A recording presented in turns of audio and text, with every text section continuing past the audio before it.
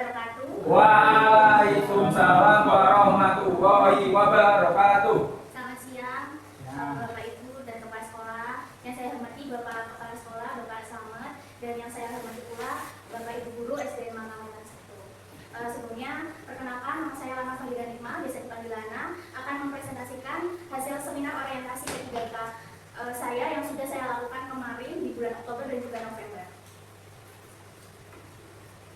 Latar belakang dari kegiatan orientasi P3K ini adalah untuk mewujudkan tujuan nasional, di mana dibutuhkannya pegawai ASN untuk mewujudkan hal itu, seperti dalam pelayanan publik, kepemerintahan, pembangunan, dan kita atau saya juga sebagai guru yang turut aktif dalam pembangunan pendidikan nasional.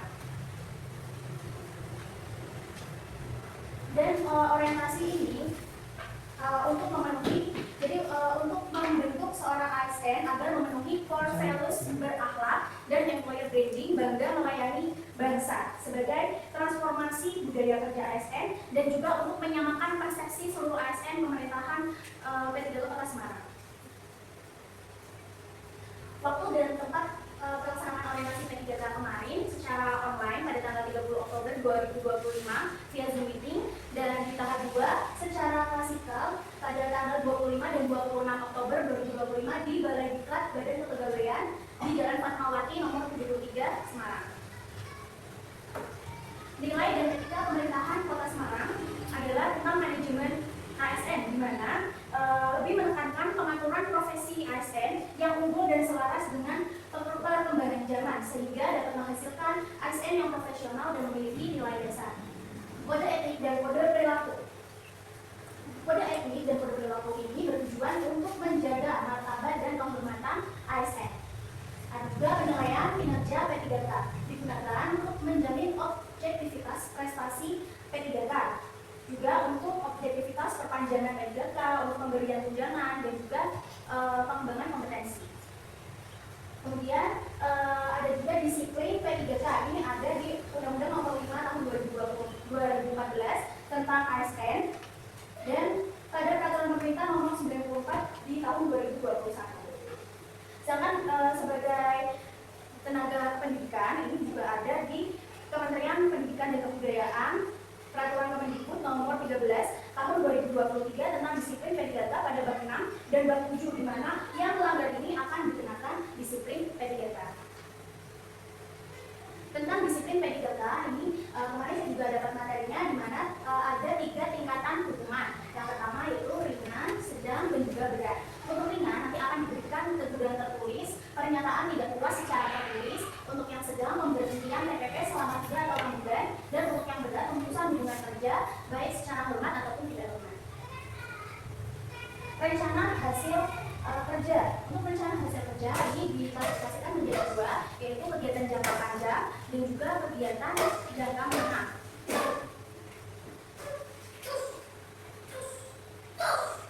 Untuk kegiatan jangka panjang, yang pertama adalah diskusi masalah pembelajaran.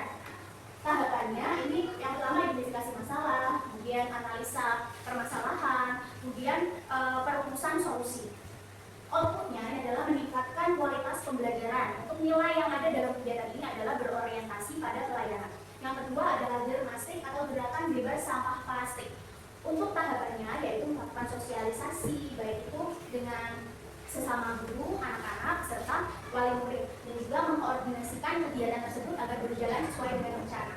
Outputnya adalah anak-anak meningkatkan makan bergizi. Kenapa kok bisa? Karena dengan kegiatan bebas sampah plastik, anak-anak akan lebih diarahkan untuk memakan makanan rumahan. Jadi akan mengurangi sampah plastik dari makanan kemasan, dan juga bebas sampah plastik. Nilainya adalah adaptif dan juga kolaboratif, nilai yang diambil. Kemudian ada pramuka Garuda. Tahapannya pertama adalah sosialisasi kegiatan pramuka Garuda, dan kemudian ada latihan rutin. Outputnya adalah bersungguh-sungguh dan dalam mengamalkan dasar-dasar pramuka. Nilai yang dapat diambil dari kegiatan ini adalah kompeten, harmonis, dan juga loyal.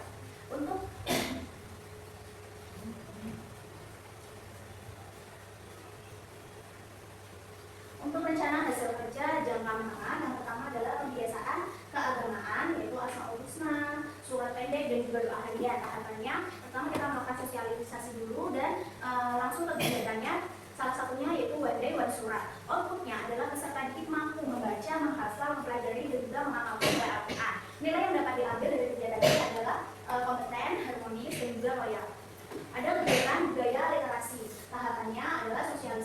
kemudian mengkoordinasi kegiatan saat berjalannya kegiatan literasi tersebut. Outputnya adalah meningkatkan budaya literasi, nilai yang dapat diambil, kompeten dan juga adaptif.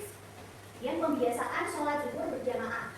Tahapannya adalah sosialisasi, kemudian kegiatan sholat berjamaah dan juga murojaah. Outputnya adalah meningkatkan sikap disiplin dan juga religius. Nilai yang dapat diambil dari kegiatan ini adalah religius dan juga disiplin. Kemudian pembiasaan senam bersama setiap Jumat. Tahapannya yaitu melakukan sosialisasi terlebih dahulu dan kemudian kegiatan senam Jumat tersebut. Outputnya adalah meningkatkan disiplin dan menjaga kesehatan tubuh. Nilai yang dapat diambil yaitu kreatif dan adaptif. Sudah sampai di bagian penutup dan juga manfaat. Dari kegiatan ini diharapkan saya dan juga ASN yang lain dapat menjadi ASN yang berakhlak, artinya berorientasi pada pelayanan, akuntabel, kompeten, harmonis, loyal, adaptif dan juga kolaboratif, serta dapat meningkatkan kualitas pendidikan khususnya di SDN Mangkawetan 01. Berikut dokumentasi kegiatan saya saat orientasi pasikal kemarin. Yang pertama di tanggal 25 dan kedua di tanggal 26 November 2020. Sekian seminar hasil orientasi saya hari ini. Apabila ada yang ditanyakan, ya silakan. Assalamualaikum warahmatullahi wabarakatuh. Waalaikumsalam warahmatullahi wabarakatuh. Saya mau bertanya Mbak, apakah bentuk pelayanan atau contoh pelayanan publik oleh ASN Guru? Terima kasih Bu Lia. Saya ingin langsung menjawab. Untuk contoh dari kegiatan pelayanan yang diberikan oleh ASN Guru adalah saya klasifikasikan menjadi dua, akademis dan non akademis. Untuk akademis itu yang kita berikan kepada siswa setiap harinya dengan kegiatan pembelajaran. Non akademis dengan kita melakukan pembentukan karakter seperti dengan adanya pembiasaan atau kita melakukan pemantauan setiap hari. Selain akademis dan non akademis, sebagai seorang guru kita juga ada pelayanan administrasi seperti dengan pengisian rapor, pengisian kebutuhan siswa seperti itu. Apakah cukup jawabannya? Mungkin ada yang ditanyakan lagi?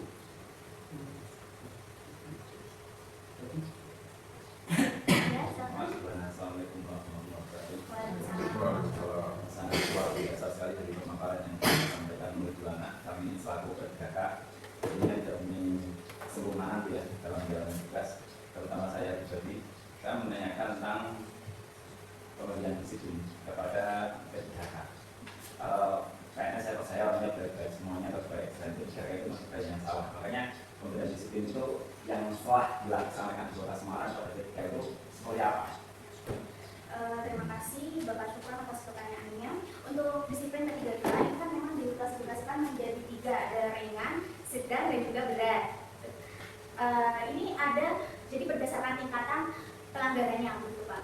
Sebelumnya sudah diberikan materi juga untuk pemberian tingkat hukuman disiplin ringan. Ini ada teguran tertulis dan pernyataan terdakwa secara tertulis. Itu ada juga terkait dengan absen seperti itu. Jadi bisa absen selama berapa hari tanpa keterangan, itu nanti masuk ke disiplin ringan. Nanti akan dipotong PPP berapa persen selama berapa bulan. Jadi itu ada tingkatannya, sudah ada peraturannya juga di kita.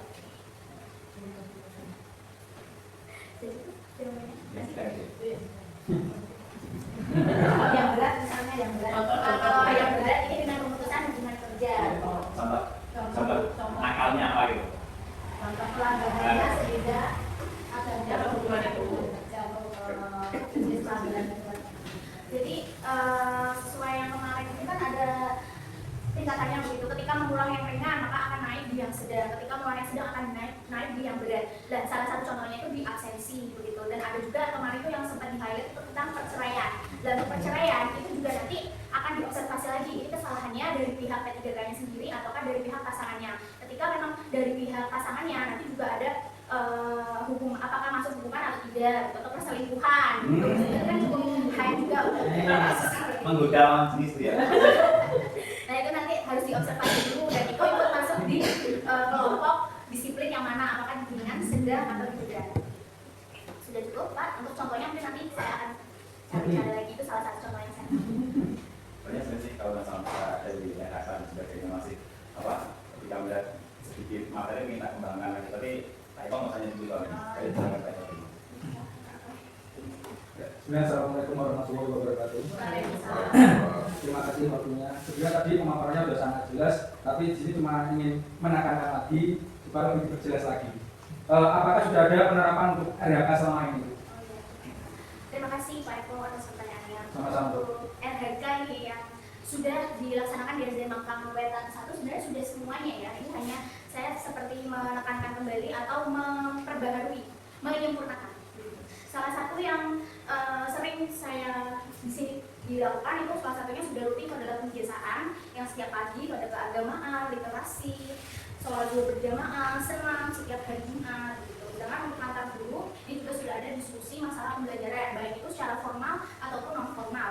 Di sini saya sebagai P3 baru juga menyadari bahwa banyaknya kekurangan yang saya punya, sehingga saya sering mengajak diskusi Bapak Ibu guru dan juga Bapak Kepala Sekolah di sini terkait permasalahan yang saya temukan di kelas, seperti misal mengkondisikan kelas atau penyusunan administrasi dan lain-lain. Di situ kan tahapannya juga sudah sesuai ya Pak, dari pastinya kan ketika kita ada permasalahan kita identifikasi dulu permasalahannya apa, kemudian kita analisa dari dengan permasalahan ini solusi apa, beberapa solusi yang bisa kita ambil, plus minusnya seperti apa, kemudian baru kita bisa perumusan solusi yang paling tepat.